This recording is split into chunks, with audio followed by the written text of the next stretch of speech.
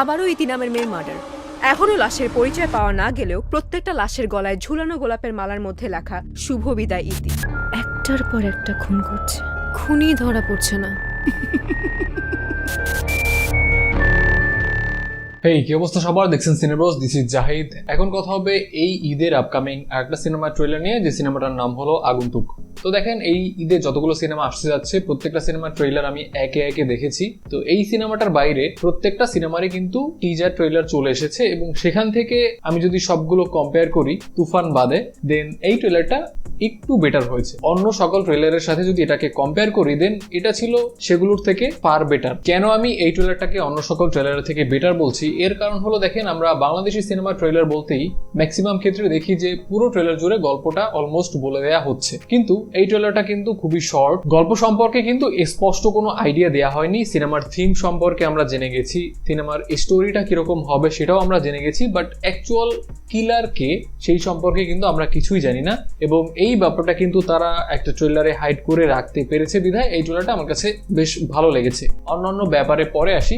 তো ট্রেলার দেখে গল্প সম্পর্কে যেটা ধারণা করা যাচ্ছে সেটা হলো একটা সিরিয়াল কিলার তার প্যাটার্ন অনুযায়ী একের পর এক অনেকগুলো খুন করতেছে, এবং এই যে খুনের সাথে দুইটা ক্যারেক্টার কানেক্টেড থাকে। একজন হলো পূজা চেরি, তিনি সম্ভবত এখানে একজন সাংবাদিক, অন্যদিকে শ্যামল মাওলার ক্যারেক্টারটা। তো এই যে খুনি, অ্যাকচুয়াল খুনি কে, এই ব্যাপারটা খোঁজার জন্য ইনভেস্টিগেট করে এখানে একজন পুলিশ অফিসার। সিরিয়াল কিলার কেনই বা খুনগুলো করে, এবং লাশের গায়ে তার যে একটা সিগনেচার, তার যে একটা চিরকুট, এটা কেনই বা রেখে যায়, এসব ব্যাপার দিয়ে মূলত সিনেমাটা সাজানো হবে। গত ঈদে এরকম দুইটা সিনেমা ট্রেলার দেখে আমার বেশ ভালো লেগেছিল। একটা হলো দেয়ালের দেশ এবং আরেকটা হলো ওমর। তো ওমরের ক্ষেত্রে যেটা হয়েছে, সিনেমার কোয়ালিটি যে একদমই খারাপ সেটা আমি বলবো না, বাট ট্রেলারে গল্প সম্পর্কে অলমোস্ট 100% বলে দেওয়া হয়েছে। ট্রেলার দেখার পর সিনেমাটা নিয়ে আমার যে একটা এক্সপেকটেশন ছিল, একটা প্রত্যাশা ছিল, সেই প্রত্যাশা একদমই কমে গেছে। তো ফাইনালি যখন আমি সিনেমাটা দেখি, দেন সিনেমাটা দেখে আমার কাছে আহামরি কিছু লাগেনি। তো সিনেমার কোয়ালিটি খুব একটা খারাপ ছিল সেটা বলবো না, বাট ট্রেলারটা আসলে খুবই বাজেভাবে ডিজাইন করা হয়েছিল।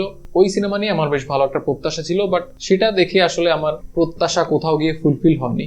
আরেকটা সিনেমা ছিল দেয়ালের দেশ, সেটা ট্রেলার বেশ ভালো ছিল, বাট সেই সিনেমাটাও আমাকে আমার যে এক্সপেকটেশন ছিল সেই অনুযায়ী ফুলফিল করতে পারেনি। সেখান থেকে আগন্তুকের এই ট্রেলারটা আমার কাছে যেহেতু ভালো লেগেছে, তো দেখা যাক যে এই সিনেমাটা আমাকে হতাশ করে কি না। এখন এই যে থ্রিলার সিনেমার ক্ষেত্রে আমরা বাংলাদেশে দেখি যে একটা সিনেমার যে রান টাইম থাকে, পুরোপুরি সময়টা আসলে দর্শককে পরিচালক হোল্ড করে রাখতে পারে না। তো ট্রেলার দেখে যেটা বোঝা যাচ্ছে যে এখানে খুনি কে, এই ব্যাপারটাও কিন্তু গোপন, এবং তিনি কেন খুনগুলো করতেছে।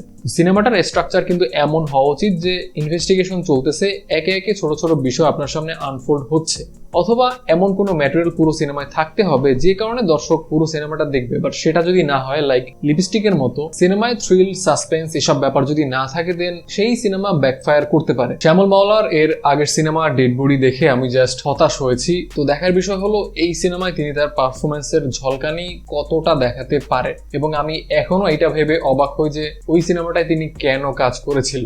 তবে আগন্তুকের ট্রেলারে তাকে দেখতে বেশ ভালোই লাগছে। অন্যদিকে পূজা চেরি, তিনি তার জায়গায় ঠিকঠাক আছে।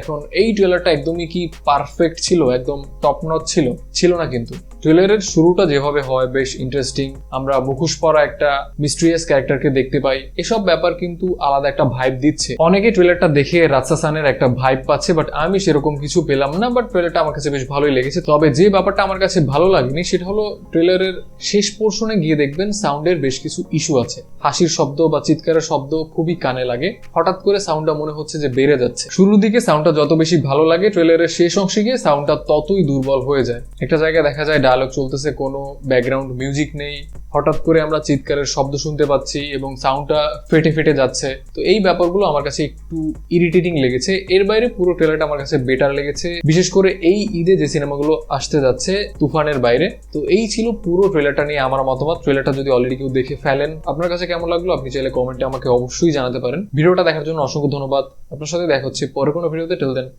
টাটা।